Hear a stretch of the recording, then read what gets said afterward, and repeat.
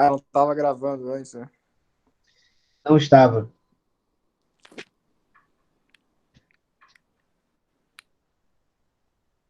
Tá bom. Antes de acabar essa aula, eu vou tentar dar uma resumida nessa situação aí. Putz. Mas vamos lá, Luan. Segue Então, com professor, é que, tipo, você pediu lá pra fazer. A gente já fez várias vezes as suas matérias esse tipo de fórum, mas o problema é que dessa vez você botou da unidade 4. Só que eu tinha entendido que era pra poder, tipo, fazer sobre toda a unidade 4, mas é pra poder escolher um pequeno pedaço dela e falar sobre Sim, sim, sim. Você um não precisa. tópico dentro da unidade. Tipo, falar sobre as Exatamente. fraturas ósseas da unidade. Se eu quiser pegar só essa parte, eu falo só sobre isso. Exatamente. Então, Ah, por tá. exemplo, Eu tava entendendo errado. Eu achei que fosse para poder falar sobre de uma maneira geral sobre a unidade inteira. não, não, fica tranquilo. Imagina só, a unidade inteira, não, escolhe uma A, porque é o que acontece. São vários tópicos que vocês, né, assim, nós temos aqui 9 alunos a princípio, tendo essa aula, né? Então, cada um vai poder escolher uma área dessa unidade para poder fazer. No caso, o Marcelo, ele já estava se orientando em relação à biomecânica, no crescimento e desenvolvimento do osso. É claro que a gente tem que levar em consideração o que eu falei com vocês agora. A condição da densidade do osso, a condição da estrutura do osso, a relação dessa estrutura com a função, com a articulação, com a tensão propriamente, com a fixação de estruturas como ligamentos e músculos, que isso vai alterar a densidade, vai alterar a matriz e a característica, né, para cada função, né? Resumindo basicamente o que foi falado, né? E obviamente, se você for escolher alguma outra área, por exemplo, fratura, né? Claro, você vai poder desenvolver o seu trabalho em cima de fratura. Como que a fratura ela acontece, se acontece, quais são os mecanismos de fratura, o que é natural, qual é o tipo de regeneração que vai acontecer, como que ela se regenera. Tudo isso você pode falar, beleza? Agora, eu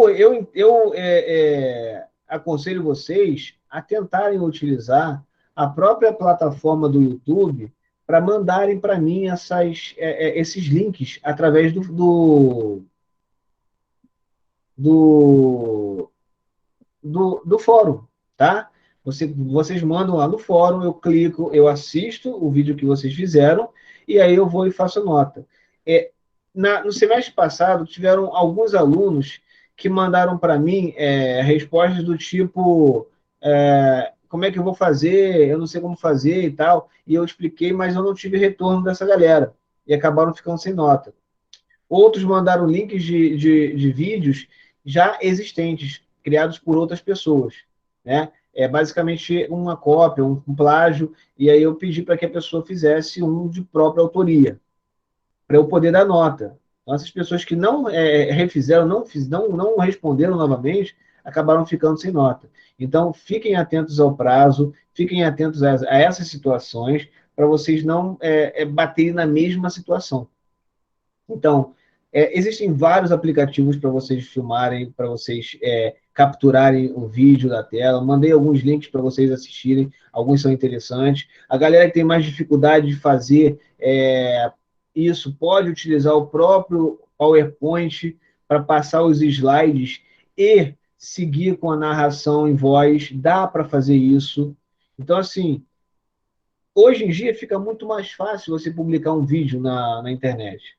Não importa se você vai utilizar o YouTube, Instagram, Facebook. Usa, coloca lá, eu assisto e aí eu faço a notificação. Tá bom? Luan, respondi a sua pergunta logo lá no início? Sim, sim, respondeu sim, professor. Muito obrigado, que então eu tava com essa dúvida aí que eu já estava analisando, tinha lido bastante sobre aqui e estava começando a organizar também os slides, aí eu pensei, pô, será que é isso tudo mesmo? Aí eu tirou minha dúvida aqui agora. Beleza. Se prenda mais em algo que você possa explorar, né? É uma apostila, não é uma obra completa. É claro que vocês vão encontrar muito mais informação do que nessa apostila. Essa apostila ela vai facilitar o estudo de vocês para a prova.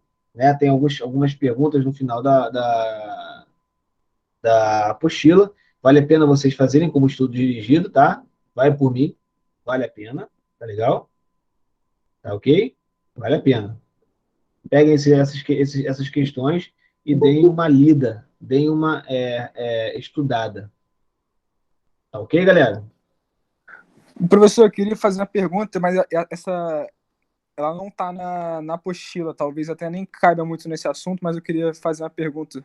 Tem problema? Sem problema. O que você pode me falar sobre fratura por estresse? Fratura por estresse. Vamos lá. Vocês lembram do Anderson Silva, não? Sim, sim. É justamente na canela que eu estou querendo chegar nesse ponto. Eu quero saber mais sobre o osso da tíbia ali, da fratura. Beleza.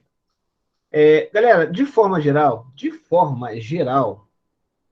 a gente só consegue criar resistência em um tecido se esse tecido for submetido a um estresse, tá? Ou seja, se eu quiser ficar com a minha mão, a pele da minha mão muito mais forte para segurar uma enxada ou segurar um martelo, uma marreta sem gerar calo, ou até mesmo fazer exercícios na academia, é necessário que eu faça bastante exercício e esses calos vão começar a aparecer.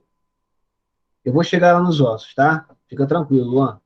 Então, o que acontece é que, durante esse momento de pressão, de tensão, o tecido do nosso corpo, de forma geral, tá? Ele começa a sofrer esses estresses que vão causando pequenas lesões. São micro lesões. Não aparece, não são aparentes. Elas são micro.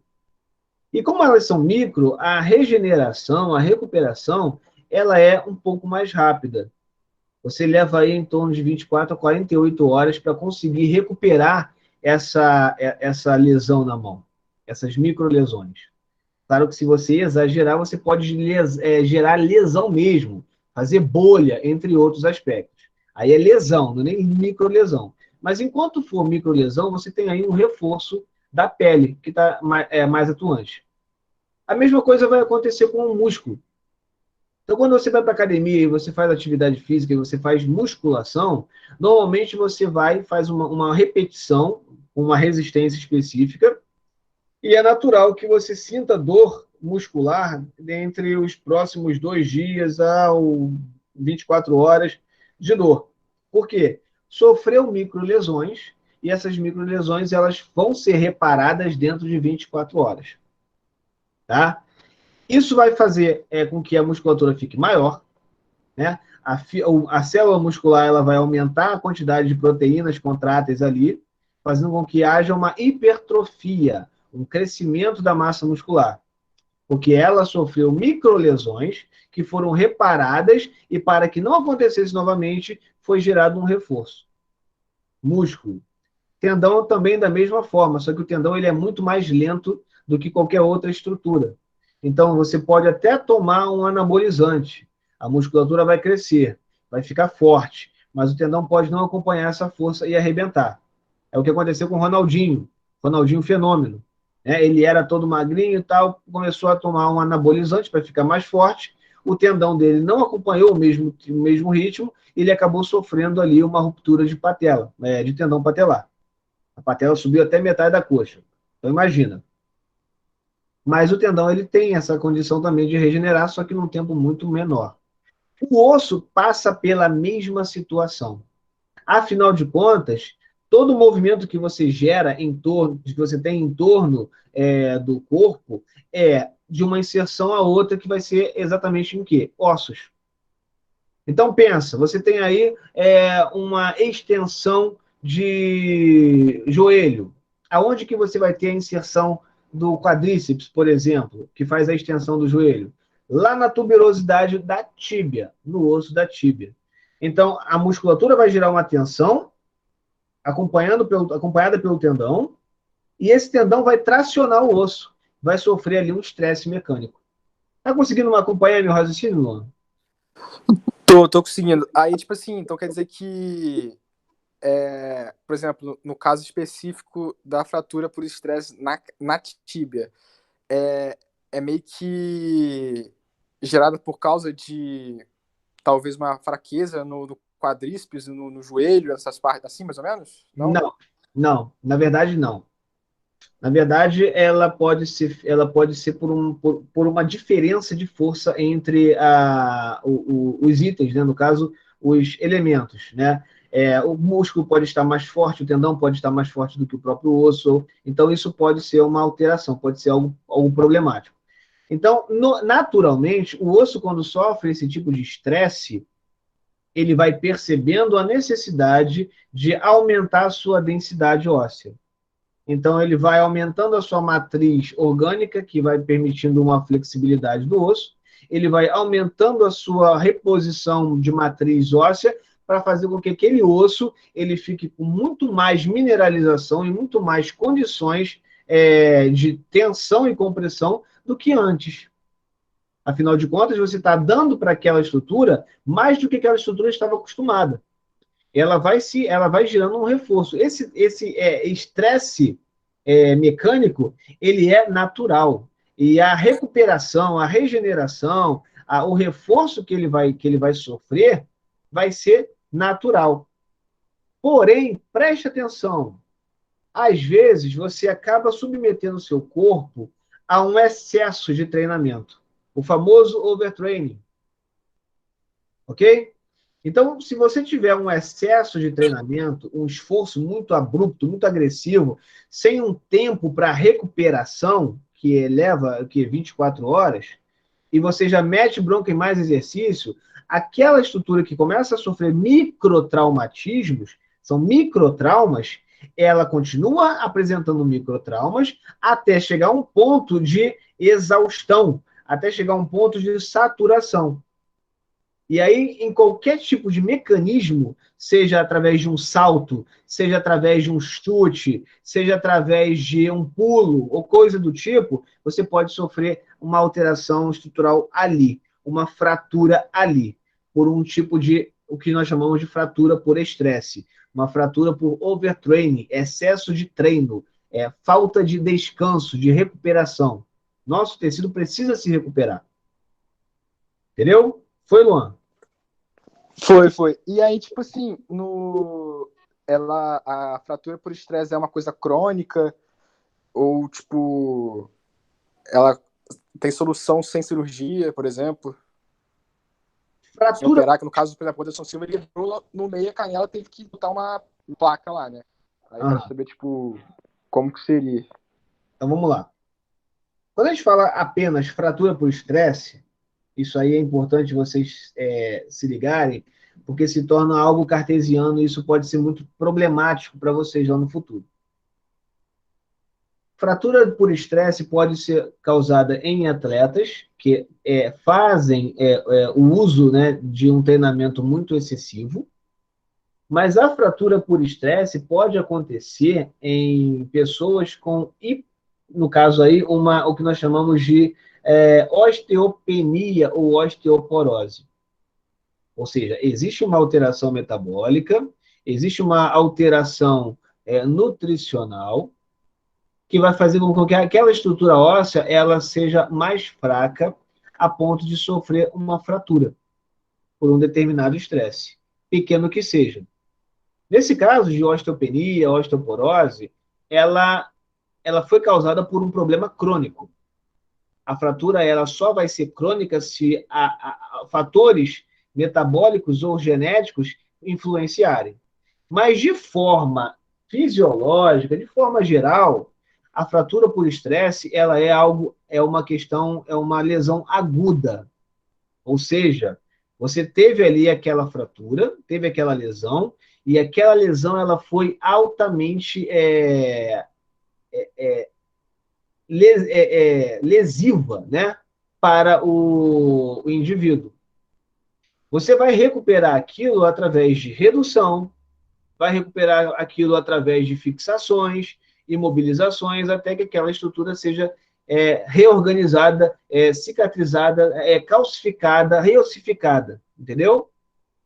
Mas ela não é crônica por si só, a não ser que seja algo já relacionado a condições congênitas ou metabólicas.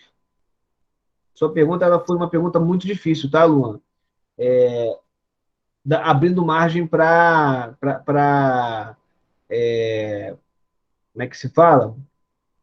Para polêmica, para divergências de respostas. Então, Luan, eu só preciso saber se a sua pergunta ela foi direcionada para um atleta ou para um indivíduo que necessita de um tratamento especial. Para o atleta. No caso, é uma pergunta pessoal mesmo. Para o Mim, atleta. entendeu? Então, foi uma É. lesão aguda. Fraturou, trata a fratura e o paciente sai do tratamento e vai para a prática novamente do exercício. Como é o caso do Spider, né? O Anderson Silva. Depois de fazer a cirurgia, fez a redução e voltou a lutar. Depois se aposentou. Né? Não foi o mesmo, né, obviamente, mas voltou a lutar. Beleza? Foi uma pergunta bem pelo mesmo, porque já tenho uns anos já que eu tenho fratura por estresse nas duas Luan, Luan, canelas. Luan, Luan. Oi. Segura aí. Eu não estou te ouvindo direito. Tá melhor agora? Tá, agora tá. Então, não, eu tô perguntando isso, tipo, por curiosidade, porque eu tenho fratura por estresse de grau 3 nas duas canelas, tem uns 2 anos já que eu tratei, e aí, tipo, ficou super bem, aí voltei também, aí cargas muito excessivas, piorou. E aí eu só queria, tipo, receber curiosidade se no caso, se era crônico, qual era a causa, porque eu também conheço muita gente que teve que operar, no caso, porque não conseguiu regenerar de forma adequada. Bem, no seu caso, você já é um atleta. Possivelmente luta, né? Não, não, é voleibol. Voleibol. Você tem fratura É. na tíbia por salto, é isso? Sim, salto, excesso de peso, muita repetição. Então, o seu problema pode estar localizado ou no overtraining, ou seja, você treina muito e não para descansar. Dois, a sua nutrição ela precisa ser revista. Então, de repente, vale a pena você procurar um endocrinologista, um nutricionista para verificar como estão os níveis os níveis hormonais, até em relação à condição também de minerais, tá? Porque se isso está acontecendo, ou você não está dando tempo para o seu organismo se recuperar, ou está havendo falha na nutrição, ok? Então vale a pena você buscar isso, se já não está buscando. E é claro que se Não, você não, já faço. Já já faz, faço. Já tenho acompanhamento médico, fisioterapeuta, tudo certinho.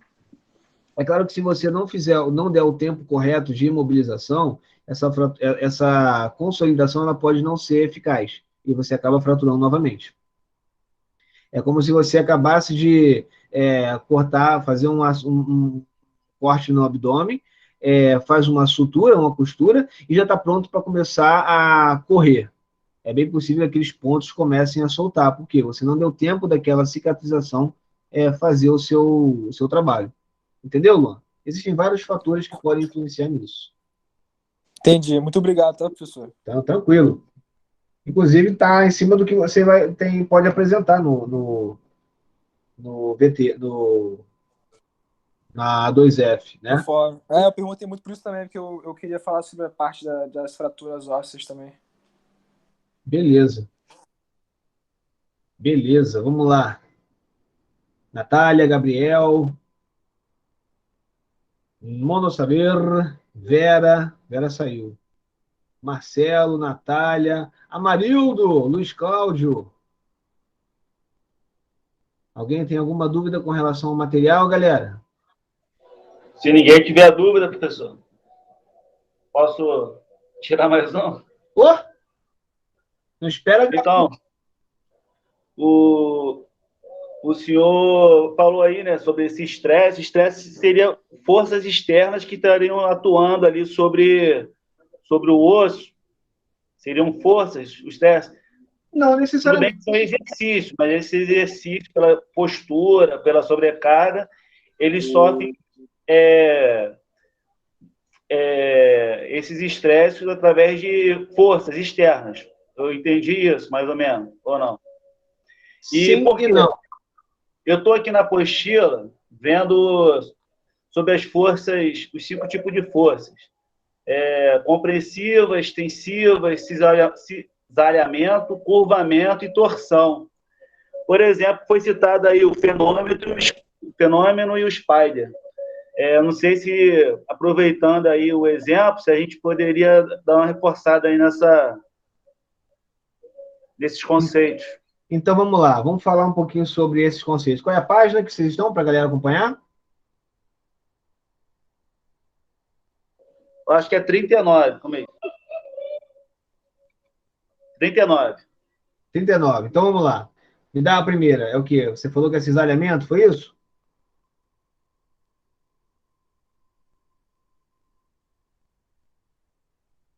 A primeira é tensiva. Forças tensivas.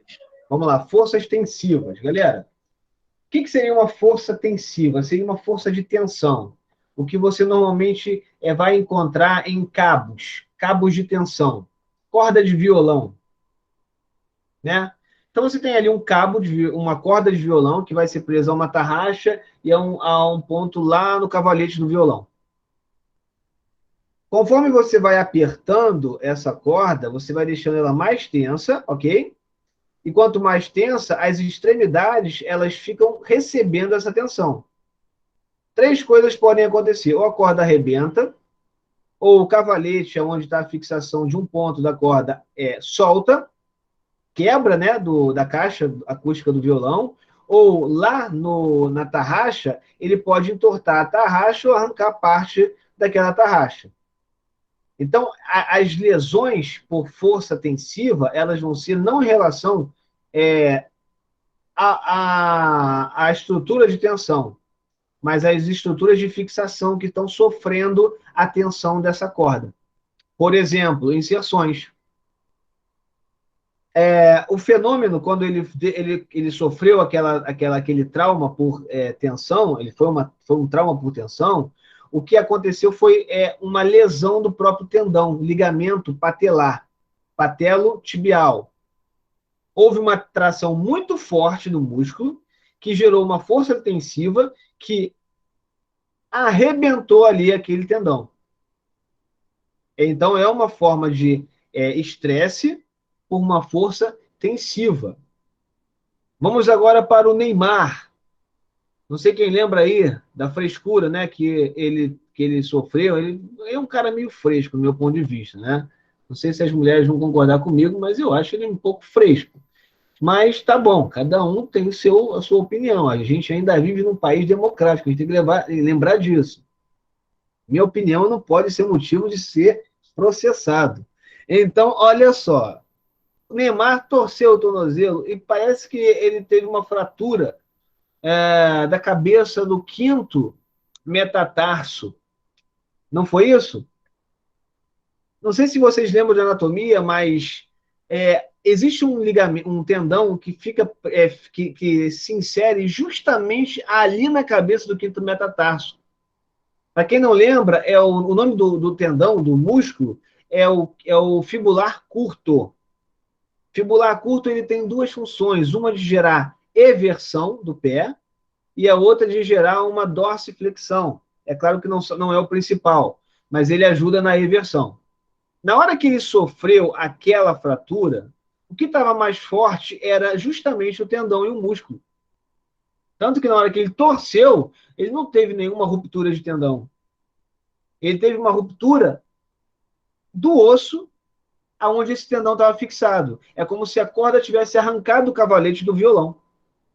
Foi o que aconteceu com ele. Então, ele teve ali uma avulsão, né? A lesão por avulsão, ou seja, uma tensão muito grande naquela estrutura óssea que acabou dessegmentando aquela estrutura óssea. Houve uma fratura por avulsão. Então, essa é a força tensiva que pode gerar comprometimento na estrutura óssea, ou na estrutura tendinosa, ou até mesmo na estrutura muscular. Então, isso aí é uma força tensiva. Ok? Força de cisalhamento. O que seria o cisalhamento? O que seria um sinônimo para cisalhamento? Deslizamento. Então, quando você pensar em deslizamento, você pensa também em cisalhamento. Cisalhamento nada mais é do que você poder permitir que uma superfície deslize sobre a outra. Existe coeficiente de atrito? Existe. Há um cisalhamento? Então há atrito. Há deslizamento. Mas todo deslizamento e todo cisalhamento vai ter um coeficiente de atrito, por menor que seja. Então, por exemplo, nas articulações. Você tem aí ações de cisalhamento entre articulações, que pode haver um estresse, se houver uma sobrecarga, e esse cisalhamento começar a gerar um desgaste daquela articulação, daquela cartilagem hialina, a ponto de começar a diminuir a espessura da sua cartilagem e você não ter tempo de recuperar aquilo. Então você tem ali uma força de cisalhamento que está gerando o quê? Um desgaste.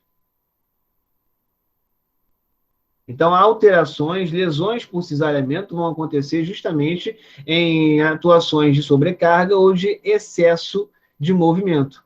As famosas LER, né? Lesões por esforços repetitivos, acontecem exatamente por conta de um cisalhamento constante, que vai chegar um momento em que ali aquele óleo lubrificante não vai dar mais conta e vai começar a desgastar as estruturas relacionadas. Então, isso aí nós estamos falando de cisalhamento. Aí depois vocês falam para mim sobre curvamento. E aí nós temos o exemplo aí dos ossos longos, das costelas. As costelas, elas não são ossos longos, só para vocês saberem, tá? As costelas, elas são classificadas como ossos alongados, tá? A diferença é que o osso longo, ele vai apresentar um canal medular, a medula, né? Aquele tutano, dentro do osso. Enquanto os ossos alongados vão apresentar, por toda a sua estrutura, trabéculas. Por isso que a costela, ela tem uma flexibilidade muito maior do que os ossos longos. Afinal de contas, você precisa fazer mobilizações, né, em alça de balde com ela. Normalmente, você apoia seu tronco em algumas estruturas que vão deformando essas costelas. Então, observe a capacidade que elas têm de se deformar com mais qualidade. Então, as forças de curvamento, elas vão estar relacionadas a tensões transversas a essas estruturas. É como se eu pegasse, por exemplo, essa caneta e resolvesse fazer uma força de curvamento, empurrando o meio dela. Se ela tiver algum tipo de flexibilidade, ela até vai envergar o suficiente para não quebrar, como são as costelas. O osso do fêmur até enverga menos do que a costela, mas se você continuar imprimindo força, vai chegar uma hora que essa força de curvamento, ela não vai aceitar e você acaba fraturando. E aí nós temos o quê? Força de torção, que é dentro, eu acho que foi a última, né? Tem as forças compressivas também lá, que é lá do começo. Sim. Achei até que já tivesse falado.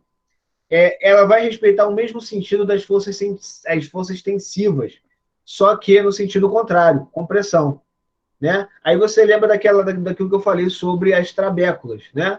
Os ossos trabeculares, eles permitem uma capacidade de compressão muito melhor, porque a pressão ela vem num sentido e ela permite que não haja uma destruição daquela superfície. Então, as articulações são áreas do nosso corpo, né, do segmento do nosso corpo, que vão ter maior capacidade de compressão. É justamente ali na cabeça de um fêmur, na cabeça de um úmero, que você vai ter uma capacidade maior de compressão. Afinal de contas, é justamente ali que você vai imprimir toda a força do corpo. Por exemplo, se eu estou de pé e meu corpo todo tem um peso, para onde que essa força vai ser distribuída? Justamente para a cabeça do fêmur, que por sua vez vai ser distribuída para o ângulo do colo do fêmur, que também é formado por uma grande quantidade de ossos trabeculares capazes de permitir essas forças de curvatura, né? Essas forças de curvamento, assim como a compressão. Então, o curvamento ele vai oferecer não somente a força de compressão, como também a força de tensão. São duas forças se associando para gerar esse curvamento. Né? Se você consegue força de tensão e por dentro você ainda tem força de compressão, significa que você pode fazer mobilidades com ela que Se você empurra para cá, aqui você tem força de compressão. Aqui, que a força está sendo jogada para cá, você tem força de tensão. Então você tem ali, na força de curvamento, não somente a tensão, como a compressão, né, em lados opostos. Beleza? E aí fechamos falando sobre a torção, né? Que do ponto de vista biomecânico, a torção ela é a força com menos eficiência do nosso corpo. Não necessariamente do osso, mas também dos ligamentos. Vide ruptura de ligamento cruzado. Me Normalmente, arrebentei numa dessa aí. Fala aí, Marcelo, não ouvi. Me arrebentei numa dessa aí. Tive uma luxação no ombro agora em fevereiro. Tô passando perrengue aí. Mas os tendões e os ligamentos ficaram intactos ali, mas o nervo radial foi atingido. Aí tô com a apraxia do radial aqui, tratando, recuperando aí devagarzinho, processo muito enjoado e doloroso pra caraca. Mas por isso que eu me interessei em estar fazendo isso aqui também. Eu tinha feito um trabalho sobre articulação, glenohumeral, semestre atrás. Aí tive essa lesão, eu falei, vou me aprofundar nisso, vai ver. Manda bem, manda bem. Mas olha só, o que aconteceu com você não foi em relação à força de torção, tá, cara? O que você sofreu aí foi força de tensão, tá? Você teve uma alteração na força de tensão, que acabou sobrando Eu fiquei mais. pendurado. Meu braço, eu caí, fui segurar com o braço, aí esticou demais, entendeu? Justamente, força de tensão. Mas independente, se você tivesse torcido o ombro, né, rodado o ombro, isso não seria considerado uma força de torção, porque as articulações, as estruturas do ombro, eles não estão preparados, não são preparados para segurar torções. Eles são livres para permanecer, para você conseguir fazer o quê? Rotações de ombro, né? Mas no joelho, você até consegue fazer rotação de joelho, mas muito pouco. Se você exagerar na rotação de joelho, duas coisas podem acontecer. Ou você rompe o ligamento cruzado, quem sabe até os colaterais, ou você rompe o osso em torção. O osso ele não está preparado para aceitar esse tipo de torção. Não tanto quanto as outras forças. Então, quando a gente fala de torção, é a força de torção, como se você quisesse pegar um lápis e torcer o lápis e quebrar o lápis em torção. Então, essa é a força de torção, tá? É a força em torque. Beleza? Foi, Marcelo? Deixei passar alguma coisa? Faltou só o primeiro, que o Luan até lembrou aí. Vamos lá, eu falei da tensionamento, da força... Compressiva, eu acho. Falei da compressiva. Falei, vamos lá, cisalhamento. Curvamento e torção. 5. Tem mais? Fechou, então. Fechou, né? Beleza. Professor, Fala aí, Luan. quando acontecem esses tipos de força e também os tipos de fratura, o periósteo é rompido ou não tem nada a ver uma coisa com outra? Tem tudo a ver. Tem tudo a ver. Tem tudo a ver. Imagine o seguinte, para ficar mais fácil para você entender. Você tem um cabo de vassoura. E aí você resolve plastificar esse cabo de vassoura. Ok? Sim, estou acompanhando. Plastificou. Deixou ele lá, o cabo de vassoura tá brilhoso, bonitinho, encapadinho e tal. Aí você vai e resolve dar uma joelhada nesse cabo de vassoura para quebrar esse cabo de vassoura. Será que esse plástico vai permanecer intacto? Com certeza não. Então, considere o cabo de vassoura, o osso e o periósteo, essa plastificação.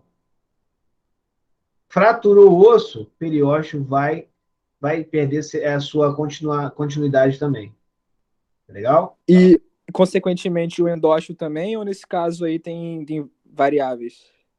Tem variáveis. Tem variáveis.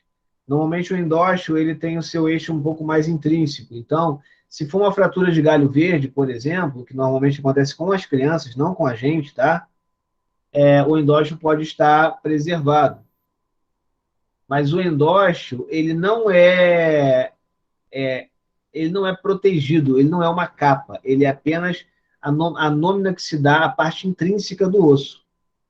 Só para vocês saberem, é justamente a partir do endósteo que você tem as retiradas de matriz, tá? Digamos que você queira fortalecer esse osso. A matriz é retirada do endósteo e é jogada lá para subjacente ao periósteo. Então, o periósteo tem a função de fazer o crescimento ósseo ordenado, enquanto o endósteo tem a função de desmineralizar, permitindo que haja um reforço na parte externa e um aumento, talvez, né, considerável do diâmetro desse osso. Mas o endósteo, ele não é um pensamento de invólucro, né? Ele é continuidade do osso, só que é intrínseco, é dentro. Pegou, Lu? E peguei, sim. E quando você recupera, no caso, a fratura, né? Você recupera ali, no caso, a lesão, algo do tipo, o periósteo, ele se reconstrói naturalmente? Ou como é que é? O periósteo ele é um tecido conjuntivo muito rico em inervação. Então, como ele é um tecido conjuntivo, é importante que ele volte a selar. Se o periósteo não fechar, isso dá margem a um crescimento desordenado do osso. Então, pode ser que esse osso comece a apresentar elevações, eminências, proeminências muito grandes. Então, o periósteo, como eu falei, ele é uma capa que dá organização no crescimento do osso. Então, quebrou o osso, colocou o osso no lugar, o periósteo vai lá e se reconstitui. Se ele não se reconstituir, você começa a criar osso fora daquela região. Entendeu? Ah, entendi. Então, além de ser justamente o que causa dor na fratura, é o periósteo, ele ainda é o principal responsável pela manutenção da morfologia daquele osso. O calo ósseo ele vai aparecer se você fraturar, independente do periósteo estar ali ou não. O calo ósseo nada mais é do que um reforço daquela região que sofreu um trauma, uma cicatriz, ok? Mas é Tá uma ótimo, preocupação. professor. Show. E aí, galera? Como nós estamos?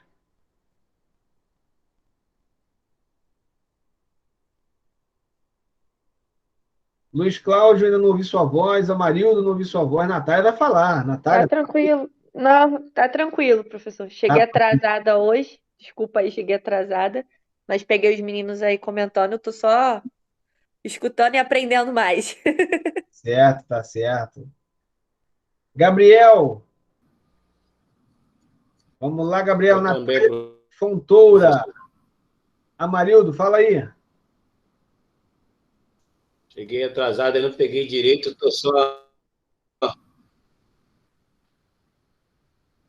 Eu também, eu também cheguei um pouco atrasado aí, não peguei muita coisa, não dá para ficar muito batendo na tecla, não. Mas aí estou dando uma observada e ouvindo o pessoal aí comentar.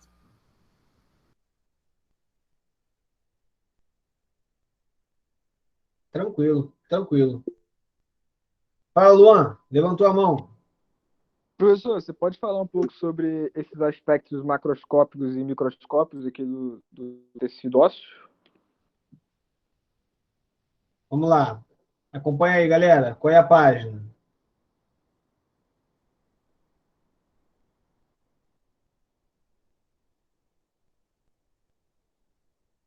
Luan?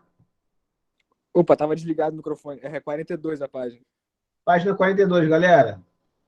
Vamos ver se a gente consegue levar em consideração aí esses aspectos macro e micro do tecido ósseo. Me fala aí, exatamente aonde está a sua dúvida em relação a esses aspectos?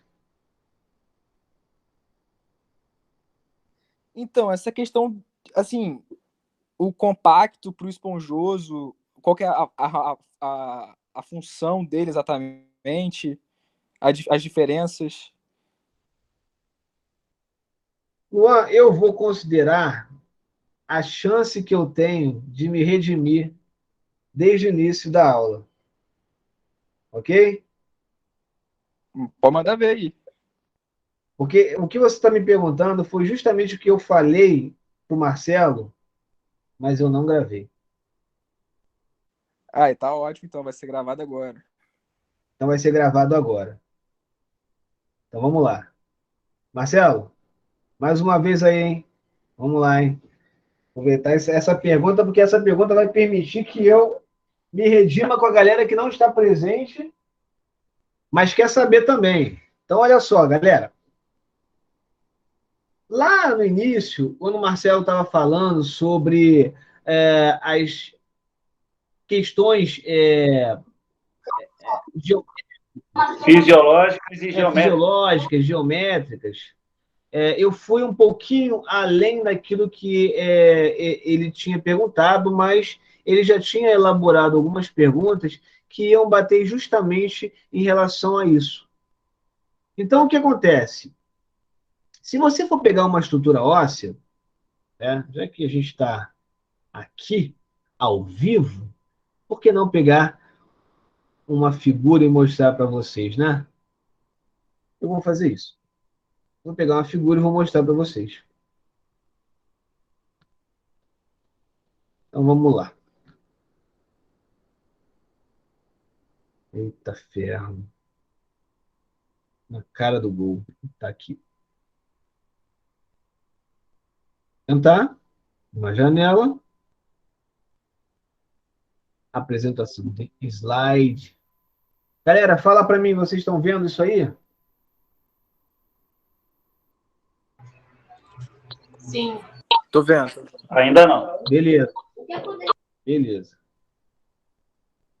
Dá para ver? Perfeito. Foi. Foi, né?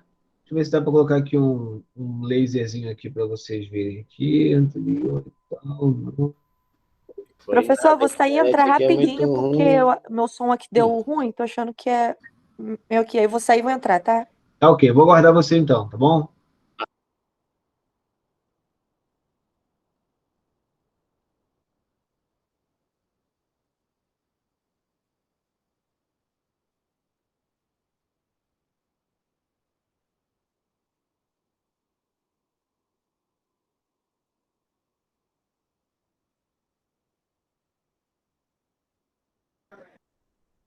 Seja bem-vinda de novo, Natália. Go ahead.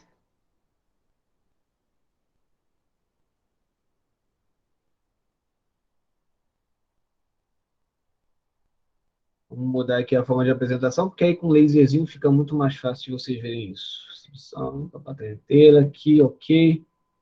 Vamos lá, vamos exibir novamente. Ok. Todo mundo me avisa quando já estiver vendo aí, tá, galera?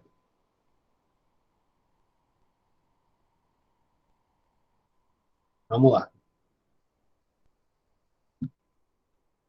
Acredito que já esteja funcionando Tá para vendo. vocês, né? Tá dando para ver, professor. Então, galera, o que acontece, gente? Aqui eu peguei um osso, tá? Não que vocês precisem saber, mas esse aqui é o húmero, tá? Ele está deitado. Aqui nós temos a cabeça do húmero. E aqui nós temos a região do cotovelo, onde você vai ter aqui a tróclea, os côndilos, os epicôndilos. Então, aqui é a região, né? Mais as regiões mais distantes do corpo, né? Nós temos aqui a metáfise junto com a epífise proximal, que é a articulação do ombro, e aqui nós temos a metáfise junto com a epífise distal, mais distante do ombro. Observem o seguinte, galera. Observem que aqui no meio do osso, isso aqui é um corte, né? Separando o osso no meio para a gente conseguir ver dentro do osso. Bem no meio do osso, existe aqui uma coloração meio amarelada. Essa aqui é a medula óssea, tá? A medula óssea cortical, medula amarela. Ela é muito rica em gordura. O famoso tutano. A galera que gosta de uma rabada aí, ó, tá aqui, ó. para vocês, o tutano. E a capa que protege essa estrutura, ela é chamada de córtex, ok? É a camada cortical. Ela é densa. Se vocês puderem observar aqui, ó, ela é densa. Parece até que ela é acimentada mesmo. Conforme ela vai se deslocando lá para as metáfises, ela vai ficando menos densa.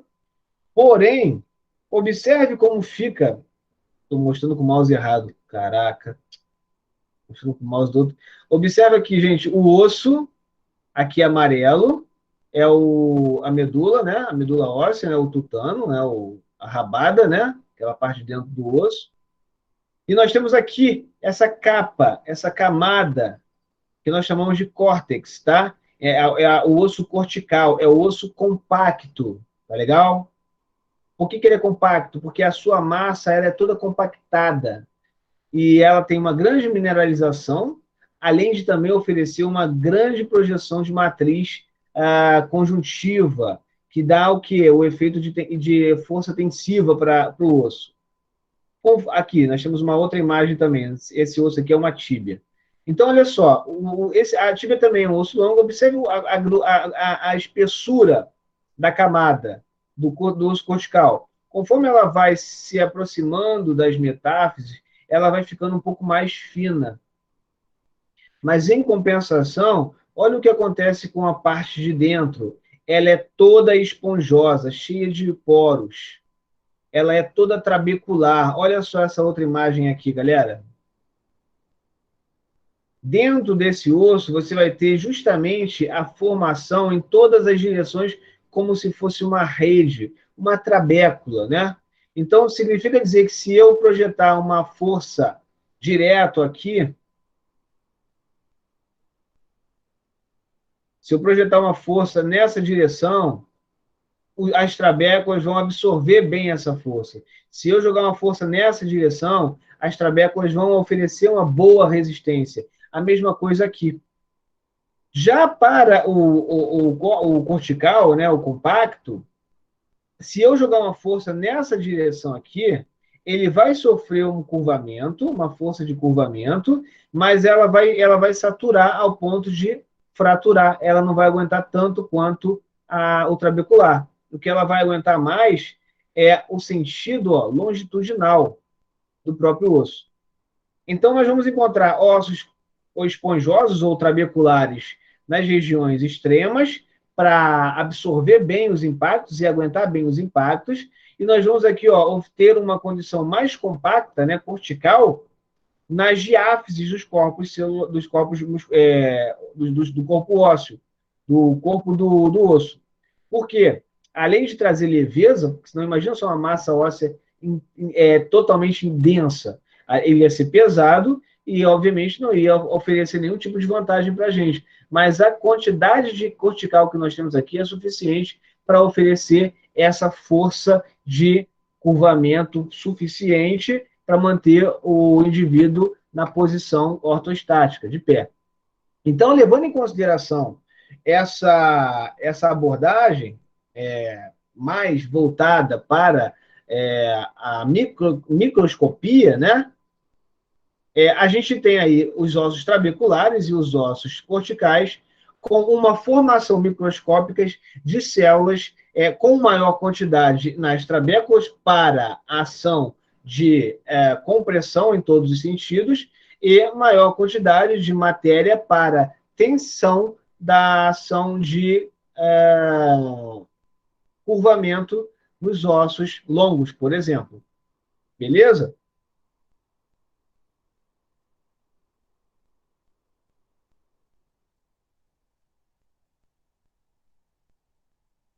E aí, galera?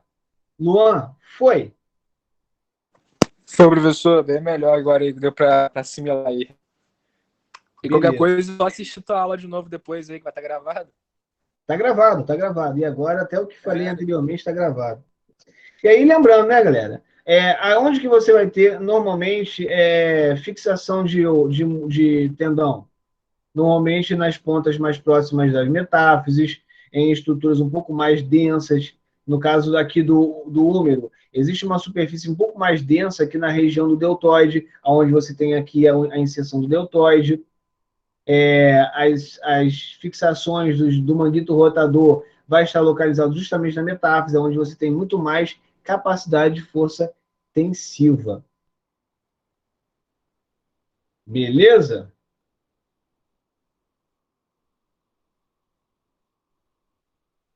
Foi? Foi. Oi, professor. Perfeito, perfeito. Mais alguém com mais alguma dúvida? Natália tem. Natália, fala para mim aí. Até Tem então, não, professor, tá tranquilo. Eu estava com dúvida questão ao fórum, mas o senhor já explicou aí, né, mais ou menos a matéria que o senhor pediu, do Fórum 2. A questão, eu não sei se o pessoal já comentou, como eu cheguei atrasada, a questão do vídeo, como que vai funcionar e